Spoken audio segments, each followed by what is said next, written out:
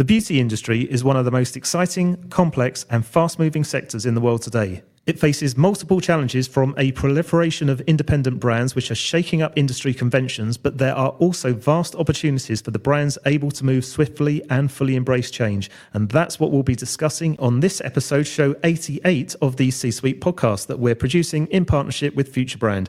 My name is Russell Goldsmith, and we're back at FutureBrand's London office to discuss the release of their latest report, The Future of Beauty. Now, we've brought together a global panel of experts to discuss the key trends shaking up the industry. And so firstly, I'm thrilled to be able to welcome Jasmina Aganovic, founder and president of Mother Dirt, who are based in the US. Launched in 2015, the brand is a leader in developing biome-friendly products and is on a mission to dispel the notion that bacteria is bad and that sterile is always good. We also have Lisa Gallo, Vice President, Product Innovation, Research and Development at Avon, joining us online from New York. Avon, of course, is a household name and has been a global beauty leader for 130 years, standing for innovation, honesty, inclusion and beauty. Now, also with me here in London via South Africa, we have professional makeup artist Khandiz Joni, who describes herself as a holistic, sustainable practitioner.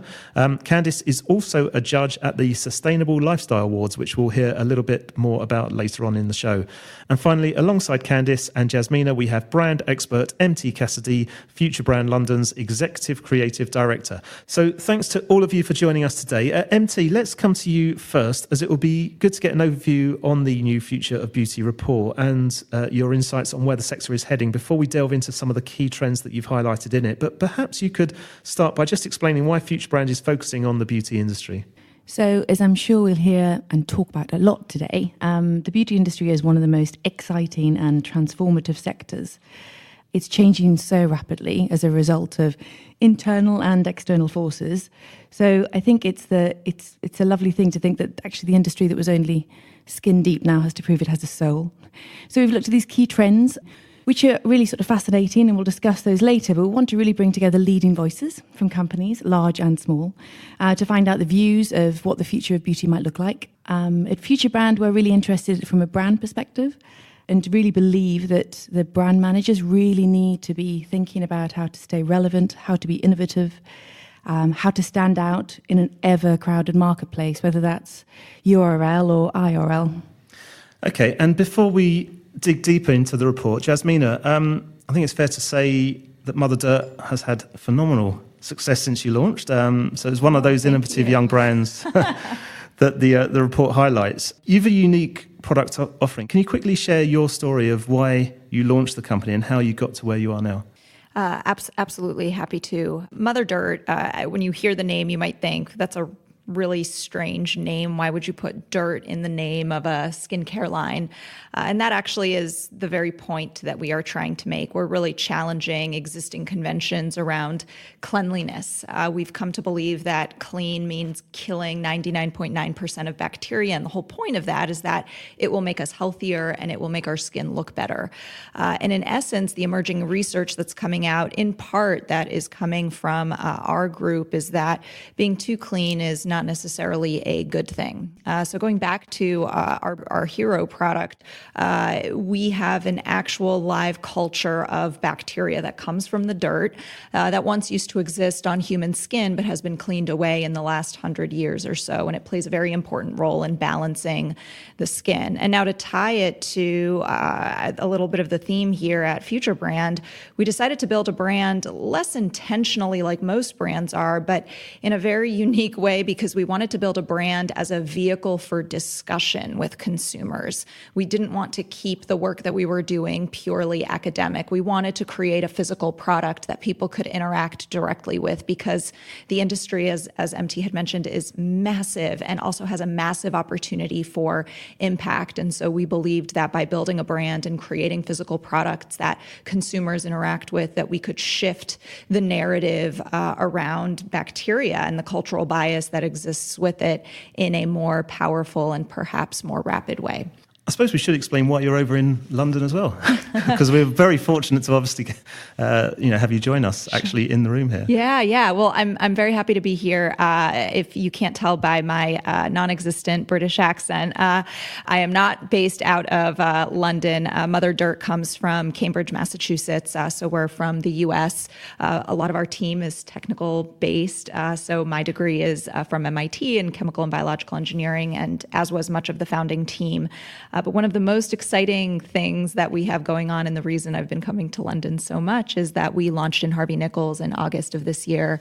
And at the end of October, we're going to be closing out a pop-up that's in the Knightsbridge location. So Fantastic. I'm here to be here for that. Very nice. Well, talking of the US, as we mentioned, we have Lisa online from New York. Lisa, innovation is very much at the heart of what you and your company stand for. So as Vice President, Product Innovation, Research and Development, you're tasked with innovation at Avon, I think fair to say one of the long-standing major players in the beauty industry. What's your view of the current sector landscape, and how is Avon responding to the challenges and opportunities which have occurred with sector disruption brought on by the younger brands? So thanks for having me, and it's great to be kind of in the virtual room with another scientist. So I'm a chemist also, so it's nice to see an engineer in the room as well. So it's exciting. And women, it's been yeah. it's quite a challenge actually, because there's a lot of niche brands that are taking a very important stance and have a lot to say. I think we just heard some very important information as well. And so for Avon, being a very big brand who has been focused on innovation for very many years, it's really important that we pay close attention to what's going on out there and we react to it. We're quite lucky in a way that our business model is direct sales. So we have a lot of conversations all the time with our representatives and our consumers. And we need to listen to them and then once again react to that. And the niche brands are playing such a big role here that what it's really done for us is really forced us to be much faster and more agile. And as you can imagine, in a bigger company, that's not so easy. But it has made us change the way we work, so that we're bringing new innovative products to market even faster than we've ever done before, so that we can react to the market dynamics. So that's been a huge change for us. One of the things that we believe in is really product performance. And with the agility and speed, we will not lose that focus on product performance. So that's really, again, caused us to completely change the dynamic of the way we work. So we've made some incredible strides over the past year and really changed how we bring products to market and the speed, which is a big task for a very large company. Excellent, Khandiz. Let's bring you into this conversation. I want to get dig into the trends of the report in a second. But I know one of the things that you look at is trust around brands. So I suppose this is the first big question of the podcast. Do you think bigger brands are losing the trust of the consumer? And obviously, I'm going to let Lisa come back on this in a second. As possibly the consumer contingent in this conversation, being a makeup artist and working with brands, all different kinds of brands, and dealing one-on-one with people, I will have to say that certainly my clients and me as a makeup artist do not trust the bigger brands. Over the years, I've been working with a lot of small independent brands, and the reason being is that there's a lot more transparency. It's much easier. I think you've just mentioned very accurately, Lisa, that it's the flexibility and being able to maneuver very quickly. So if, for instance, there's an ingredient that might be a contentious ingredient because it's exotic or is actually causing damage, smaller brands have the ability to segue faster than I think big corporations. And going back to trust, and trust is transparency for me. And I think it's defining what that transparency is, because transparency is becoming a huge conversation in this beauty world. But I don't think that there's a standardized version of what that really looks like yet. Yeah, I think topics like this have so many more shades of gray than they do black and white. And one of the things that I'm incredibly passionate about in the industry is taking early nascent technologies and figuring out how to move the industry forward with them. One of the things that I have seen, and it comes as the double-edged sword of being an engineer and being a scientist, is that I see so much misinformation that's out there and so many brands that are being started with really and truly the best intentions, but a lack of fundamental understanding for how complex some of these topics truly are. So yes, I do think that there is an inherent skepticism with the big companies. The way that we view this as a topic or an issue is that so many of our consumers are struggling with their skin because they have been listening to what they have been marketed with, right? Use all of these products, use these multi-step routines, and you will get pristine, beautiful skin. And so causation isn't correlation, but certainly consumers are taking a step back and saying, hey, I've been doing everything that you've told me. I've been doing everything my dermatologist has told me, and yet I continue to struggle with my skin. Why is that? So they're taking matters into their own hands and, for better or for worse, seeking out alternatives and solutions, some of which may be healthier and work for them, and some which may not. So one issue that I want to kind of clarify a little bit more, when I think about this as an issue, I think a lot about consumer and product safety. And what a lot of people don't know is that doing some very basic safety tests are extremely expensive, and many small brands cannot afford to do this. But the large brands can. And so there's this irony where, however you want to view ingredients, there is extensive manufacturing, QA and QC testing that is done by larger companies and organizations because they can afford it, that small companies simply cannot. And so when we pinpoint what we mean by product safety, I think it's really important for us to be very specific about that. So I'll just leave that there. In essence, summarizing it by saying that it's much more complicated than we're led to believe, but we really want to make things black and white and kind of make the big guys seem bad and the small guys seem good. And there are really good small guys, but there also are good big guys as well. Lisa? Yes, thank you. And I could not agree with you more. It's for Avon in particular, remember that we are a very big brand, but we have a very unique way to market in that, we have millions of representatives who are the face of Avon and are directly in contact with their customers. So this sense of trust and transparency has been innate in our roots. It's not new to us. It's critically important that we are giving our representatives a product that she can trust and feel good about recommending to her mother or her sister. That word of mouth recommendation is one of the single most important things. So it's critical that we have always put out a product that she can trust. And when it comes to safety, she's 100% right. It is expensive. It is so important, though. It's paramount. The most important thing is bringing a safe and efficacious product to our representative and consumer.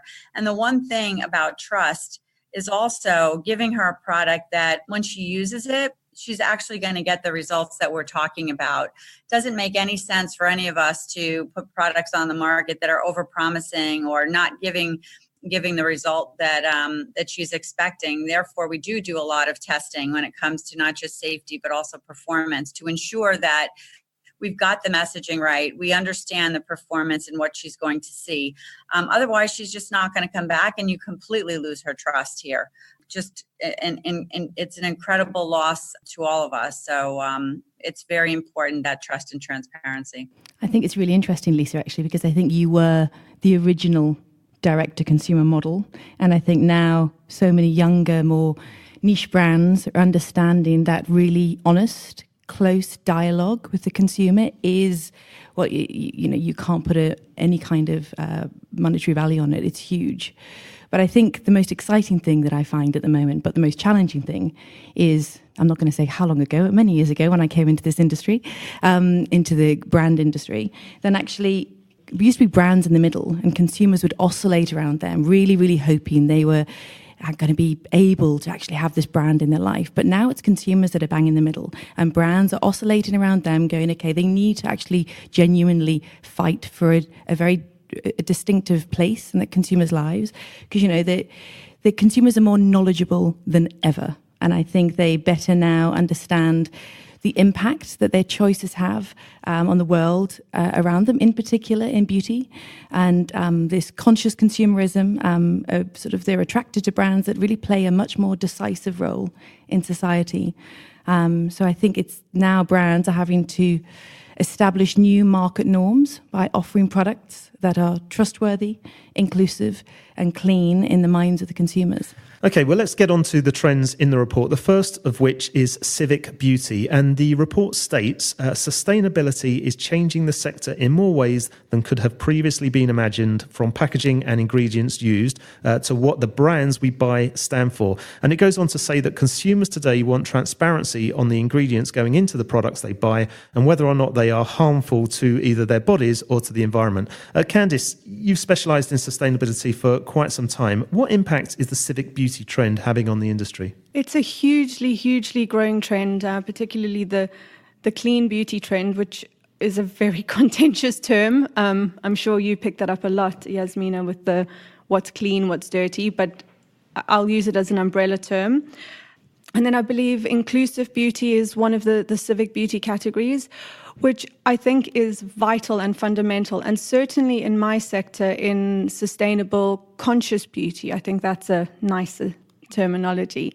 It's something that I would like to see grow more in my sector. So just for clarity, I only work with, in inverted commas, clean, sustainable, ethical brands in my practice as a makeup artist. So there's definitely still room to be more inclusive, but I think it's worth bearing in mind that one product doesn't necessarily need to be inclusive, but it comes down to the brand messaging, because often products can be designed for one thing. So it really falls back onto a brand to have that messaging very clear, that they are thinking about as many sectors of society as possible. And I think it's really hard for consumers. There's a lot out there that they need to know.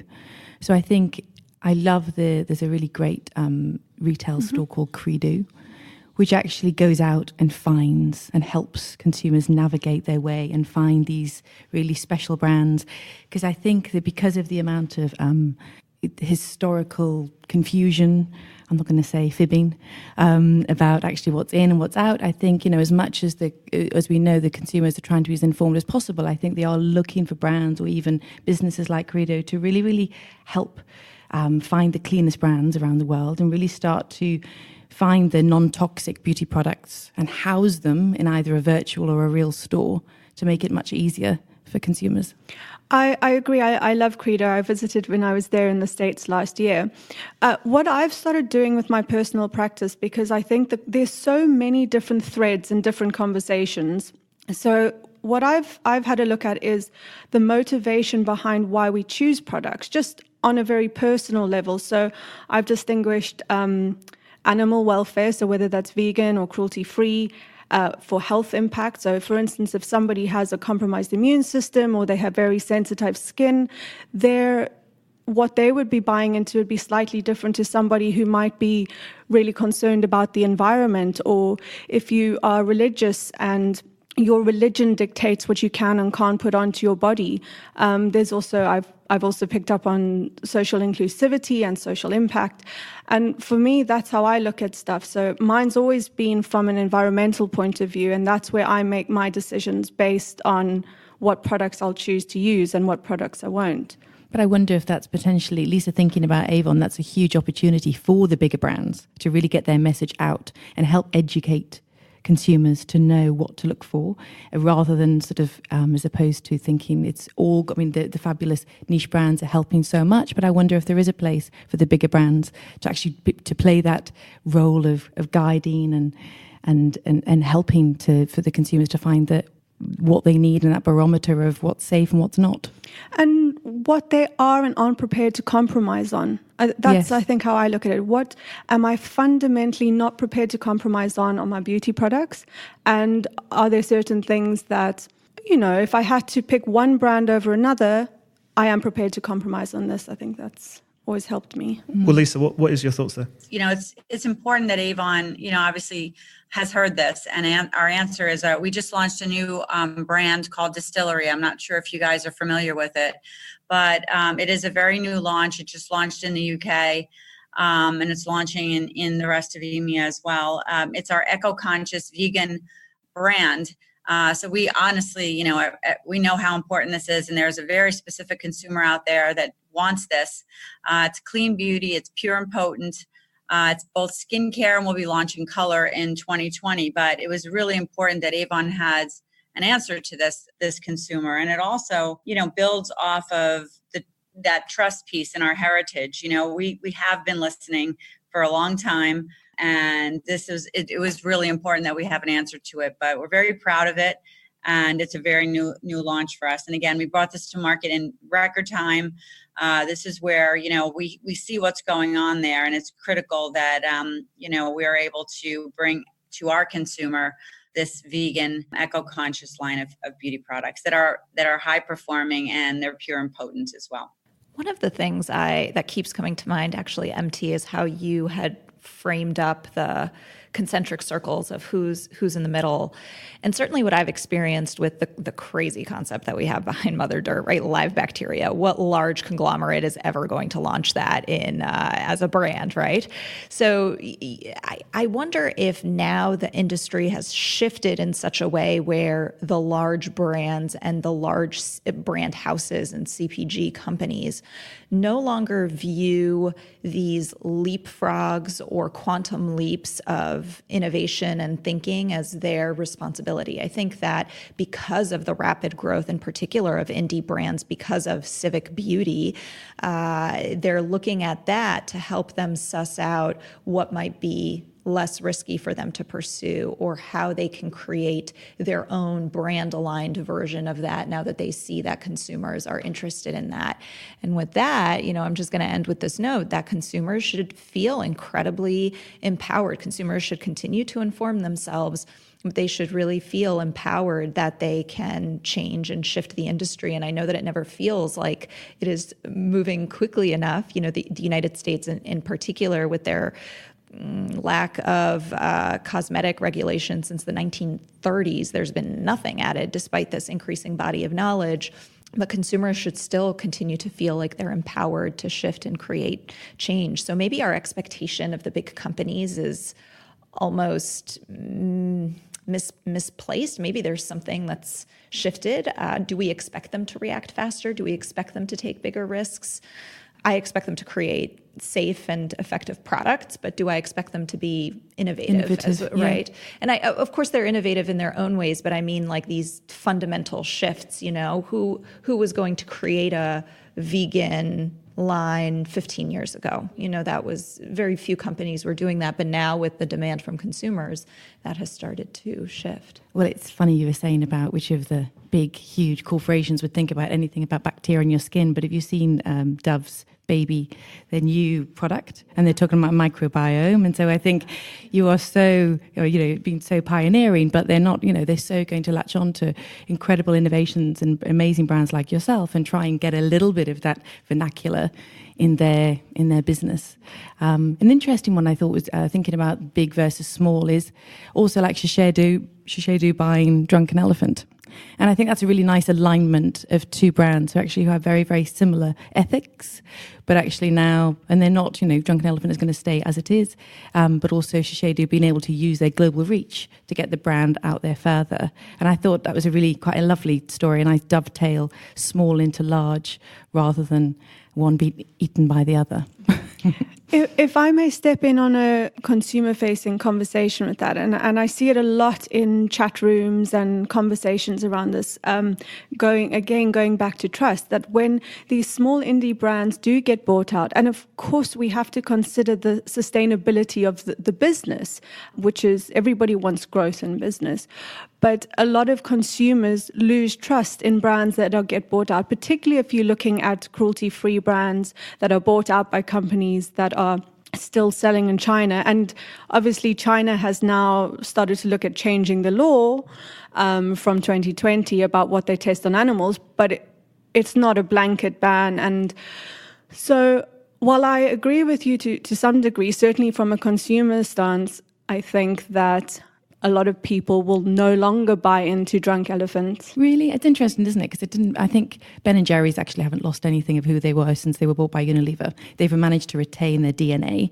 And I think we talk at FutureBrand a lot about the like a Venn diagram. These real successful brands are the ones who actually have a really aligned brand experience and purpose. And I think as long as you retain that sort of really, really strong, I was thinking of it, a Venn diagram in the middle, as long as, because consumers more than ever are seeing that when they're not aligned, and actually that's when suddenly I think the trust drops. So I think it'll be interesting. I really, really hope people still continue to buy it and it doesn't lose any of its wow factor or honesty. I agree that it's important to still buy into these brands if they fit into your values and your compromise. So I would also like to see what happens with that. Right, I'm going to step in on this because as great as this conversation is, we're about 25 minutes in and we've only talked about one trend so far and we've got lots to get through. And the next one on my list is optimized individuality and personalization. Now, it could be argued there's a tension between being outward looking and wanting to take better care of the planet while also wanting to express individuality. We've kind of touched on this already, but beauty brands are increasingly encouraging consumers to accept their identity and be true to themselves. MT, can this be reconciled with more sustainable and outward-looking values? I think so. I think it's what Jasmina said is about consumers want to feel informed and empowered. I think there's some really interesting, an opportunity for brands to really acknowledge the individuality of their consumers. And I think that's so necessary and essential. And I think it's okay imagine if sort of it's just because we're talking about sustainability doesn't mean you still don't look great. So I think the fact that if anything can be more personalized to make my hair not frizz rather than frizz in a certain city in the world, I think I'm so going to buy into that. And I think, for example, there's a really lovely brand called Pros that we interview we mentioned in the report, and also we have a great interview with them. And that's all about sort of really looking at this advanced and personalized diagnostics, really looking at the consumer lifestyle, and then really making these custom-made products that actually for the consumer, which actually what's great is that they are custom-made, so it means they're not overly manufacturing products that won't be that will just sit on the shelf. It's very, very focused, but also there's a great benefit to the consumer as well because they have something so perfect for them. So I think it's obviously going to be at a cost, but I think this alignment of sustainability, so there's not product on the shelf, but also something that's specifically for you, is a fabulous product. I love that you've mentioned that, MT, because certainly in sustainability, a lot of the conversation is around packaging and the life cycle assessment, which is all vitally important, but there's not enough conversation around beauty waste. So what happens once the product gets into the hand of the consumer? So I think that individual thing where people are actually loving the product so much that they want to finish it before they buy something new, and you're not sitting with all this potential dead stock of product is truly sustainable. Okay, so if you want to hear something really hilarious and creepy, but really cool, from the Skin Microbiome standpoint, there's, I think, so many amazing and exciting opportunities for what personalization might look like. So I'm going to give you this most absurd example, but it was an actual study that was done in Japan where they took participants of this study, they sequenced their skin microbiome, they separated out this one strain of bacteria that's a very common commensal on human skin called S. epidermidis. For each of those participants, they spun up more of this bacteria, so the specific type of bacteria that was found on each of their faces, and then put it into a cream and then had them apply it over the course of 2 weeks. And they studied any changes that occurred in their skin. And essentially what they found was that this type of bacteria ended up improving moisture barrier function when it was restored back to the skin in much higher concentrations. This was a very controversial study, but I use that as this really interesting, thought-provoking showpiece of, is that maybe what personalization might look like in the future? Taking a certain type of bacteria that exists on our skin that we want to amplify because it has benefits, and spinning it up and then applying it in highly concentrated amounts to our skin. That's kind of wild. Or maybe I have a twin, and there's really fascinating research going on with this. Maybe I have a twin, and for whatever reason, my twin doesn't have any body odor and doesn't need to use deodorant, and yet I need to use deodorant every single day, and I don't want to do that because I think that it's bad for me. Is there a way that I could figure out what non-odor causing bacteria my twin has and figure out a way to do an armpit microbiome transplant. So these are all crazy ideas, but a lot of people have been talking about AI and sequencing and the effect of things like epigenetics on our skin and how we can create a personalized routine. It's looking more and more like the skin microbiome has quite a large impact on how our skin looks and feels and potentially functions. So I want to incorporate the skin microbiome as a tool for personalization for people as well. That really is the ultimate in individuality, isn't yeah. it? Yeah. Lisa, any thoughts? Yeah, definitely. There's so much on this, and it's been talked about for quite some time now. Obviously, Avon's got a lot of pioneering research in this area, where you get into the highly challenging technical area of personalization and customization. But if I could just take it down maybe one notch, obviously we do a lot of talking to our reps and consumers, and we're having a lot of conversations with them about, topics that maybe, they're a little bit uncomfortable talking about, that are addressing issues like, menopause, say, for example, where, it's kind of like that bad word. Nobody wants to talk about it. And those conversations are allowing us to bring products to market that are addressing her needs. And that's a kind of a different way to look at customization and personalization, where you're, it's not that product that, okay, we obviously have this as well. We're launching something in Turkey. She can go to a store, she can pick her shade, she can press her powder, she can put her name on her lipstick. That's one sense of it. Then there's the high tech sense of it, which the team was talking a bit more about it as well. But there's that sense of personalization where you're bringing products to market that really matter to her and that she can relate to. And that's where she can relate to a brand who's saying, hey, how about that? Avon is actually listening to me, and they're not afraid to bring products to market that people don't necessarily want to talk about. And that's kind of a different, cut at personalization and customization. And it's important that we continue to do that to drive to drive the consumer relevancy in the marketplace. Yeah, it's really interesting that you say that. I think recently I was reading an article that was talking about how even in the digital space, it's becoming harder and harder for direct consumer brands to win because the spaces are so crowded. But the spaces that are proving to be successful for a few brands are the spaces that are not being spoken to at all. So these types of more typically categorized, unfortunately, as taboo issues that speak very directly to a problem that consumers have, but they have not wanted, companies have not really served in an innovative or an intimate or personalized way.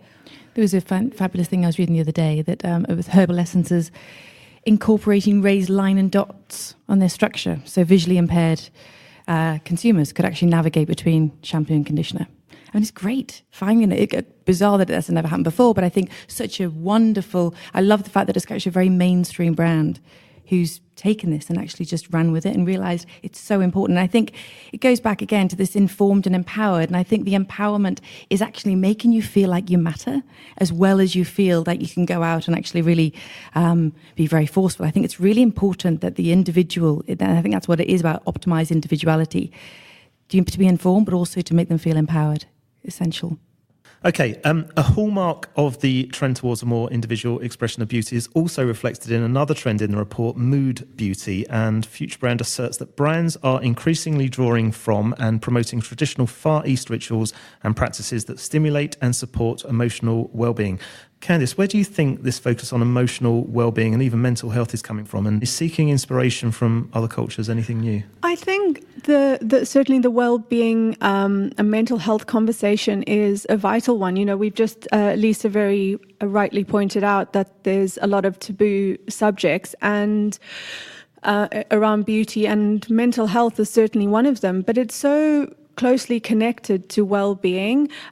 Beauty has this amazing opportunity to really take a moment and be calm and be still and almost be a form of therapy for a lot of people, whether it's just looking at yourselves in the mirror, giving yourself a 5-minute face massage. So it's an opportunity for people to reconnect. And a lot of that slow movement, that mindfulness, that consciousness does come from Eastern cultures. So I think certainly when we're looking at it as a trend, it's important for there to be an acknowledgement of where it comes from, so it doesn't get misinterpreted as cultural appropriation. We're just seeing, the other side as well is that we're seeing a huge rise of the CBD beauty products that really, claim to calm and soothe and de-stress as well as nourish. And what I like about that is the fact that they're piggybacking on a ritual already. Consumers are already going to be applying this to their skin, but this additional ingredient is already going to really connect the inside to the outside. Lisa, what's your thoughts on that? So my thoughts on this are, this is really important to Avon, and, Avon has always taken a very strong position, is that, there's beauty is tied to emotions, and it's not just about how you look, but it's about how you feel, and it's about positivity, not perfection. This is something that, we've spent a lot of time thinking about and really trying to redefine what beauty means. And it has, an evolving state. It's not about that body positivity. Avon's never been about that. And I think that what it comes down to is that if you feel good and beautiful, your whole life changes. It has such a huge impact. It's not about, looking like that perfect model, but it's about that evolving state of happiness. There's a new confidence, and that's something that we feel very strongly about. And I think people that are familiar with Avon see all of the incredible work that we do with women, and, really trying to change the dynamic of, how she feels about herself. And it does go back to some of those tough conversations, that we have with women, and, really kind of getting out there, ensuring that there's that emotional journey. And it's again, not just about how she looks, but how she feels. And we've done a lot of work in this area and feel very strongly about it, because I think it is quite life-changing. Lisa, when I started my career as a makeup artist 20 years ago, I actually briefly sold Avon. And what you were saying is really something super important to me. And if I may just give you a personal anecdote. One of my very, very first makeup jobs, I had an opportunity to do makeup for some girls going to their leaving dance. And there was this group of really cool girls. They were a bit of a clique. They wanted something cool and trendy and hip, or whatever it was back then. And this other girl who was really shy and quite insecure said to me, I just want to look beautiful. And it's a really difficult thing to say to somebody, I want to look beautiful, because you don't actually know what somebody else's opinion of beautiful is.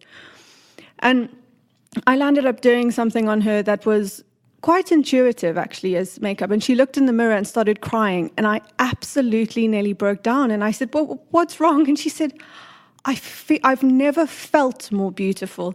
Exactly. And I think that's going back to what you were saying. It's a feeling. It's something that you can't always define. But that's what has set me off on my career, because it really stuck with me. Yeah, it is so important. And it's about being perfectly me, right? Everybody defines beauty in a very different way. And if, when you feel beautiful, your whole attitude changes. There's so much positivity around you. You exude it. And it's, everybody's unique and different and defines beauty in different ways, but it's about being perfectly me. And the impact it has shouldn't be minimized. It has, as you said, it's heartwarming to hear that.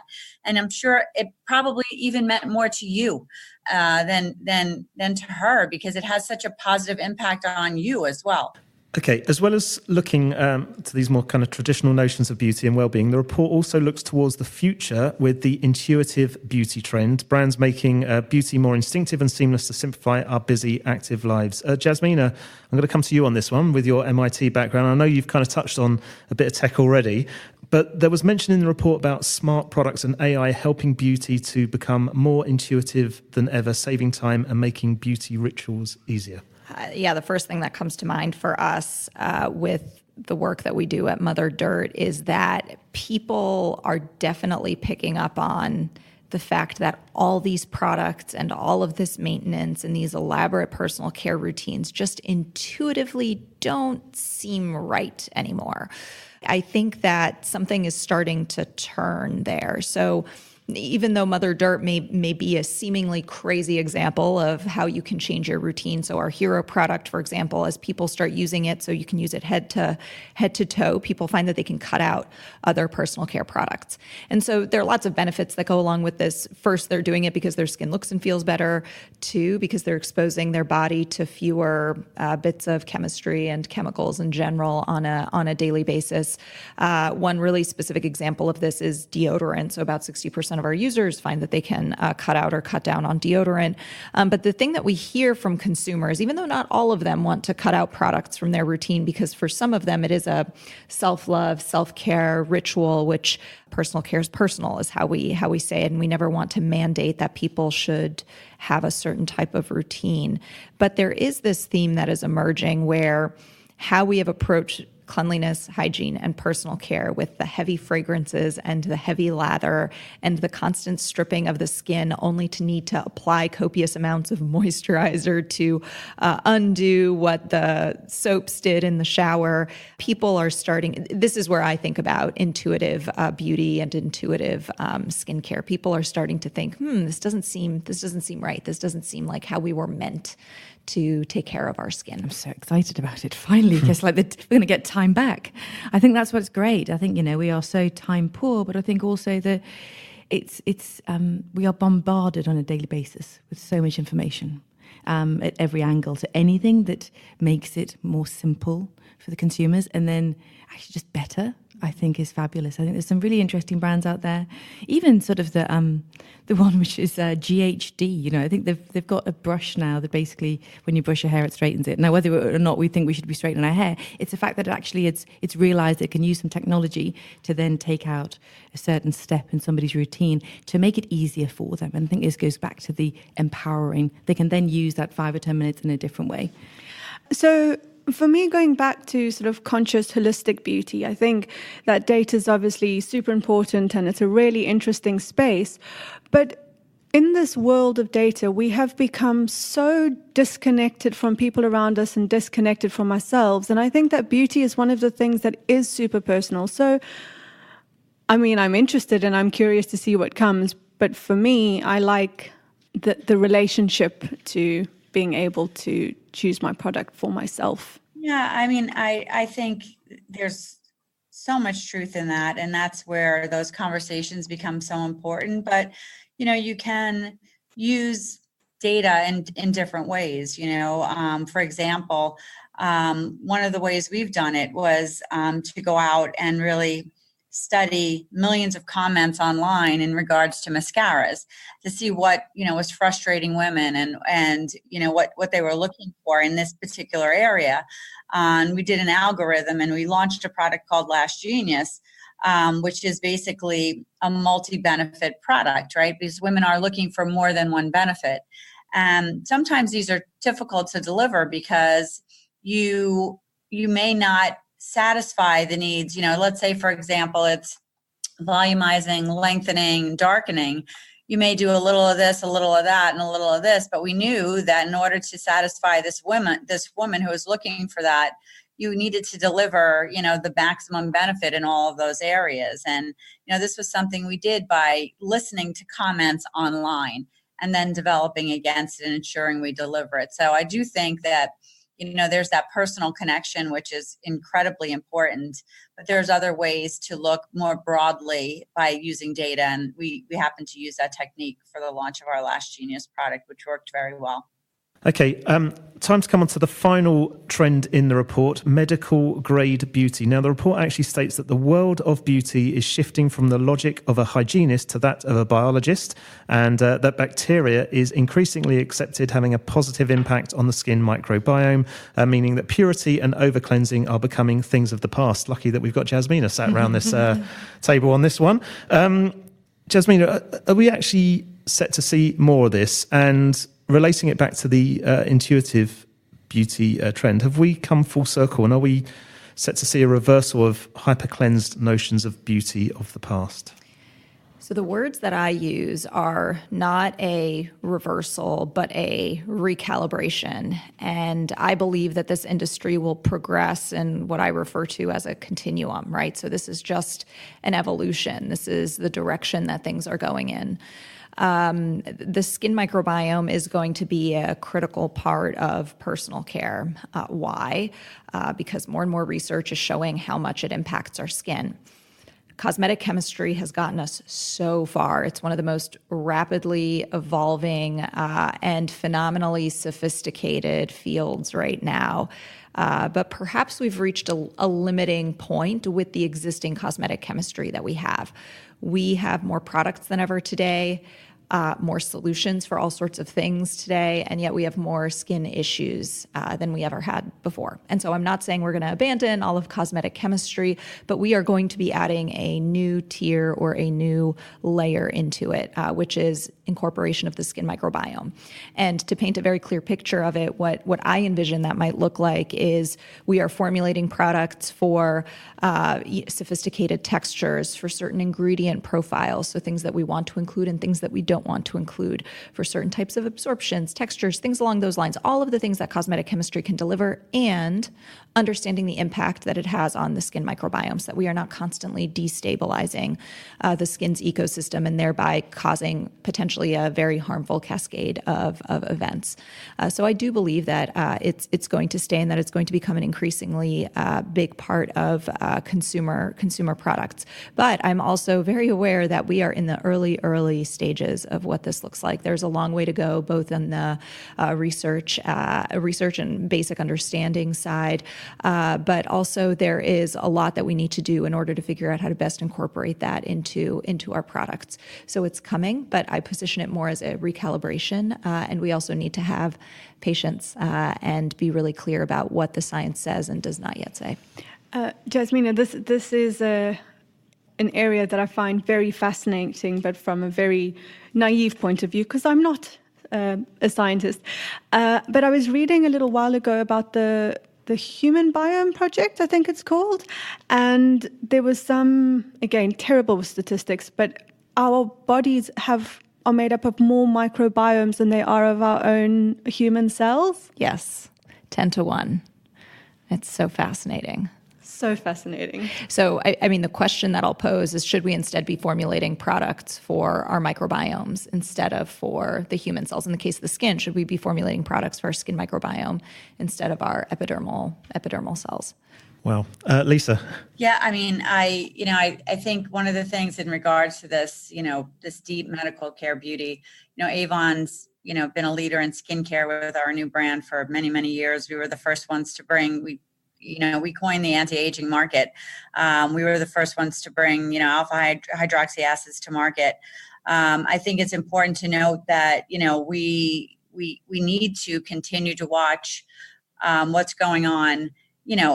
Obviously we do in the medical field, across multiple different fields, and in particular in skincare, really rooting and tying these strong consumer insights to strong technologies that are going to deliver the benefit, which really talks to, a very strong reason to believe for the consumer.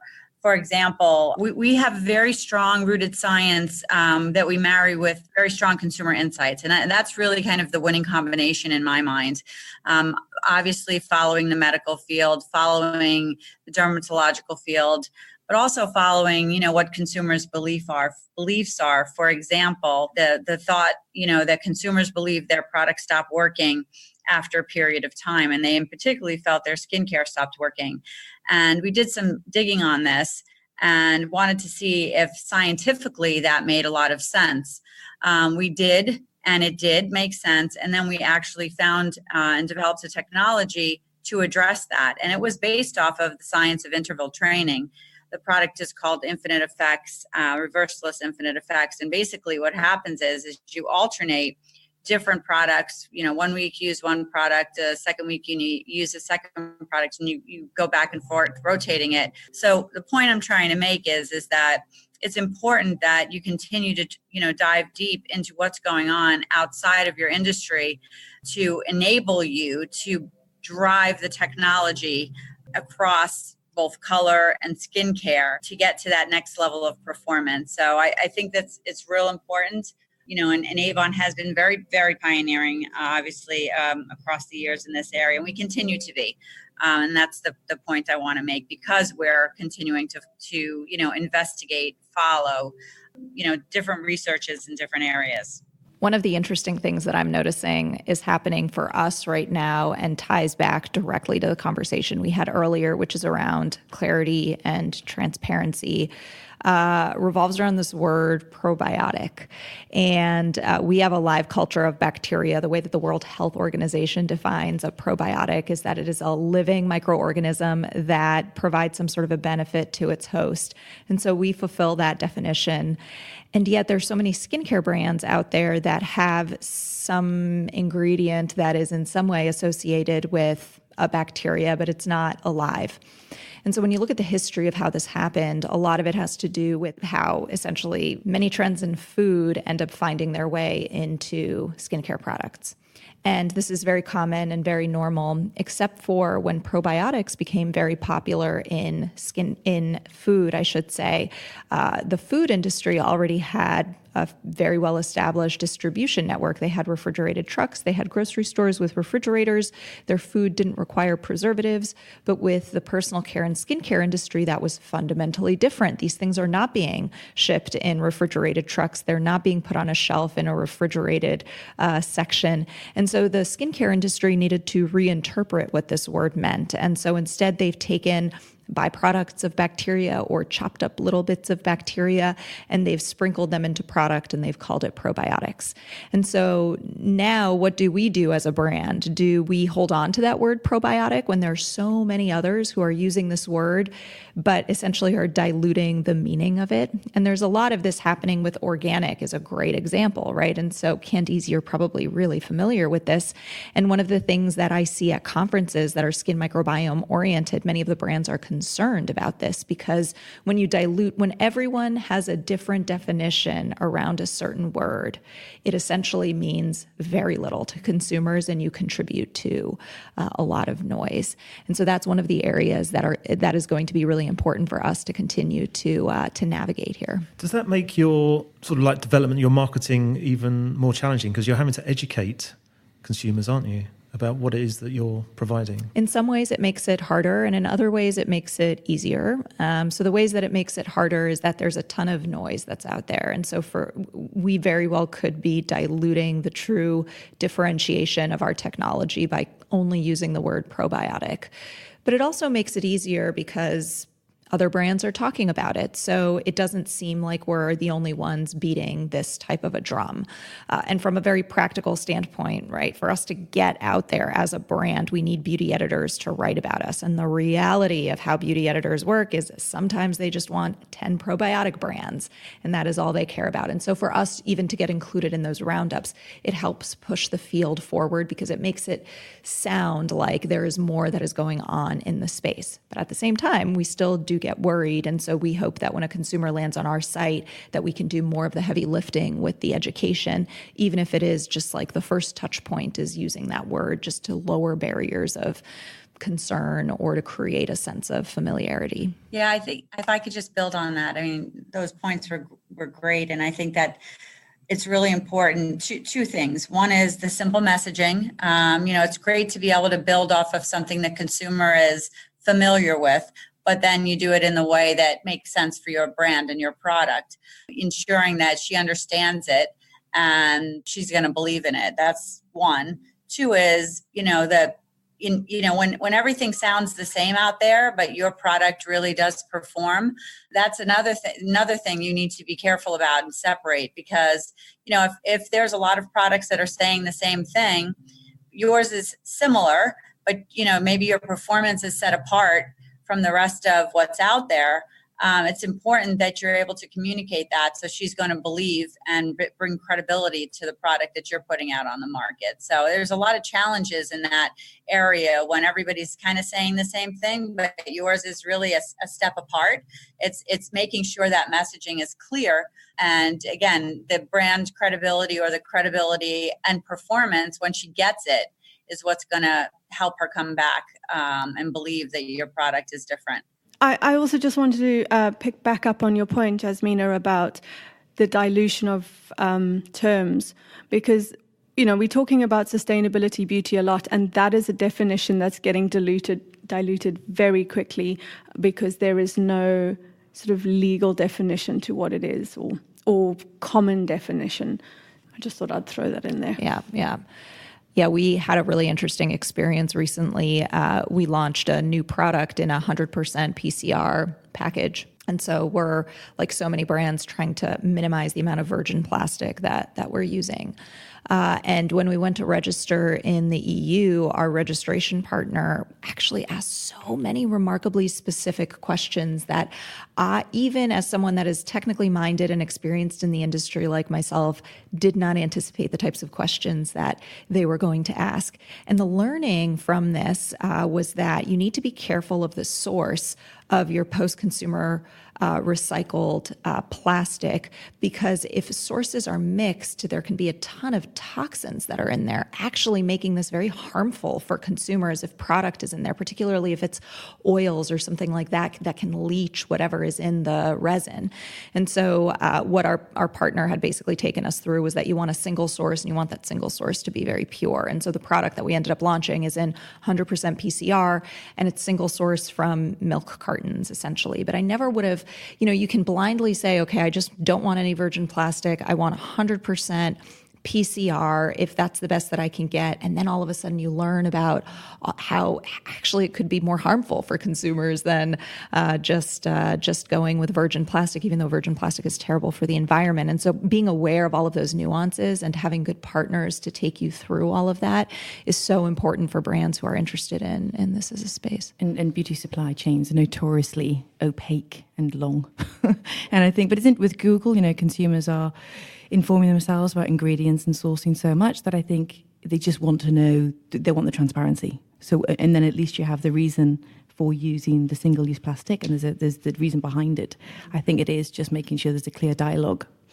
I've done quite a bit of research from my personal standpoint on packaging, and I think the general consumer is still so focused on plastic. And of course, plastic is a massive problem, but actually, much like when I was talking about as consumers choosing their products based on their values and compromise, for every brand, that life cycle is different. One brand might put it in plastic because actually they've looked at the entire life cycle, and the carbon footprint of that cycle is smaller if they put it into a virgin plastic from a single-use source and it's fully recyclable than if they put it into fancy glass packaging.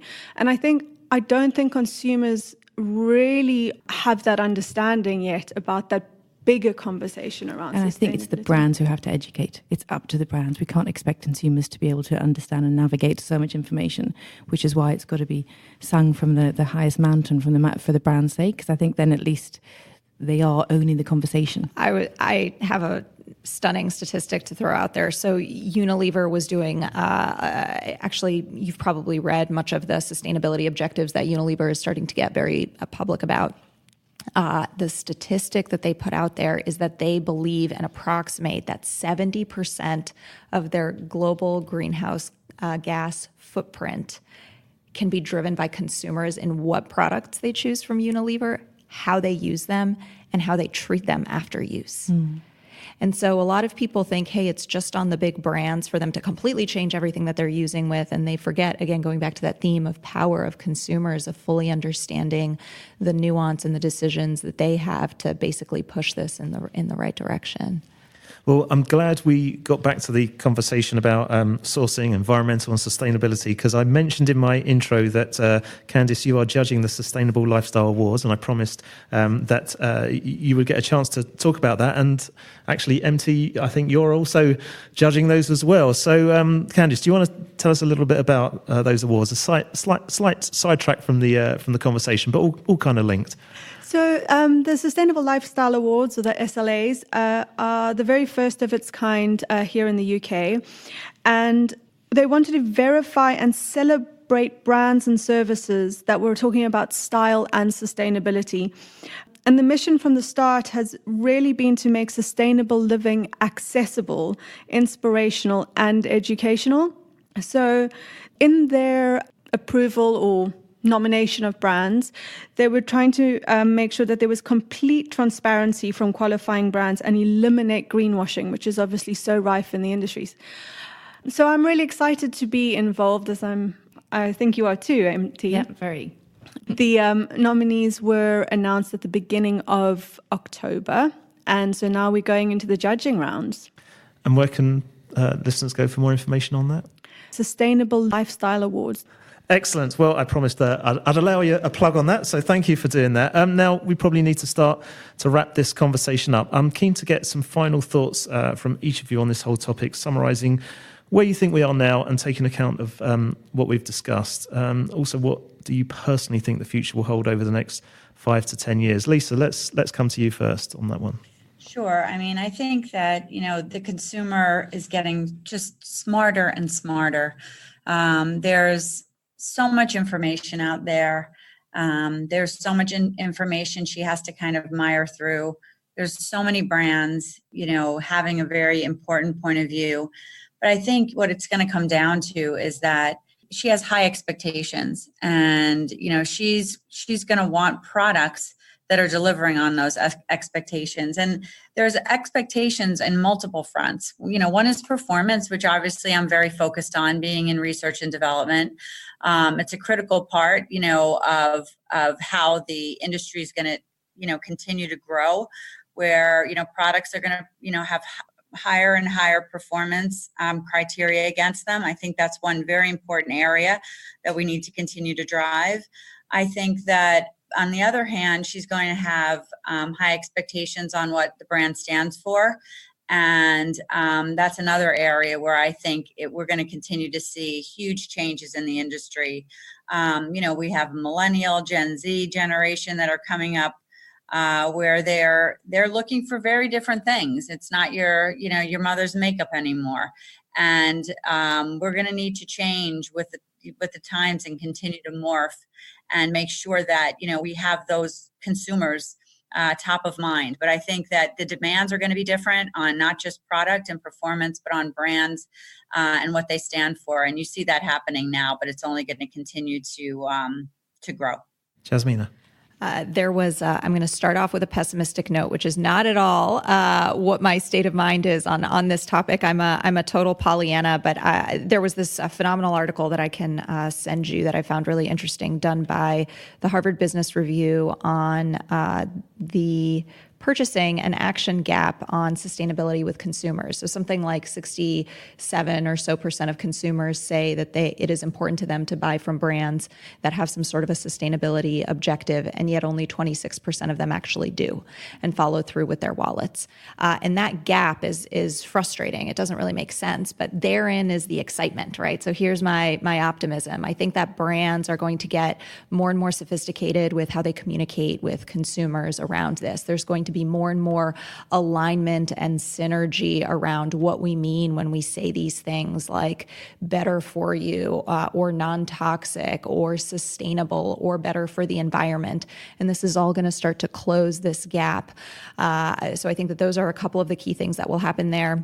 And, my absolute inspiration from the industry still remains. I think that this industry is one of the fastest moving industries, even though I know it doesn't feel like that for some people. But the beauty and the cosmetics industry really is among the first and most rapid to adopt new technologies. And I think for that reason, it stands to be one of the most successful in adopting some of these vehicles for change that will come in the form of new innovation. That's great. We'll put a link to in our show notes to that article in the Harvard Business Review. Khandiz. So picking up on what you've just said, Jasmina, I think even having a look around websites today, you mentioned consumers are not, or the Harvard Business Review mentioned that consumers are not really putting their money where their mouth is on that claims. But I don't feel that enough brands are putting sustainability front and center on their websites. Going to a lot of cosmetic brands, I couldn't find a sustainability tab linked to their page, what their messaging was. So there's a lot of space for brands to really step up there. And that will sort of help build trust. And then the other thing I want to say is, we are facing a massive climate emergency. And ecological collapse and species extinction, and we're having a conversation around beauty, which is lovely and fluffy, and there's still businesses that are trying to grow. But I think certainly as consumers and as brands, we need to acknowledge this and start addressing it. So how many lipsticks does one woman or man or anyone who wants to wear lipstick really need? We have to slow down on our consumption of stuff. So I think it's an opportunity for brands to really think about different revenue streams within the sector. I think that's consistent across a number of different industries, though, as well, isn't it? Like fashion 100%, and 100%, food. Yeah. MT. I'm going to start with a quote, actually, which is Dieter Ram's quote, which is, "Only well-executed objects can be beautiful." It's a very, very old quote. But I think the beauty industry will be judged by how useful, how sustainable, how thoughtful, how responsible the products it produces are. And they may completely revolutionize our definitions of beauty today in a good way. So I think we're going to go from frivolous to well-executed, which I think is a huge shift, especially in terms of design and branding. Excellent. Just to finish off, MT, if listeners want to download a copy of the Future of Beauty report or find out any further information, where's the best place for them to go? Please go to www.futurebrand.com. Very good. A fantastic discussion. Thank you to all four of my guests today. So Lisa Gallo over in New York, and here in London, MT Cassidy, Khandiz Joni, and Jasmina Aganovic. We'd love to hear your thoughts on this topic. So if you'd like to contribute to the discussion, you can do that on our Facebook, LinkedIn, Instagram, or Twitter feeds. And those are all linked from the top of the website at csuitepodcast.com, where you'll also find all our previous shows and supporting show notes, plus links to where you can subscribe for automatic downloads of each episode via your favorite podcast app. And if you've liked what you've heard, then please do give us a positive rating and review. Finally, if you'd like to get in touch with this show, you can do that via our contact form at csuitepodcast.com, or you can reach me via Twitter using @RossGoldsmith. But for now, thanks for listening and goodbye.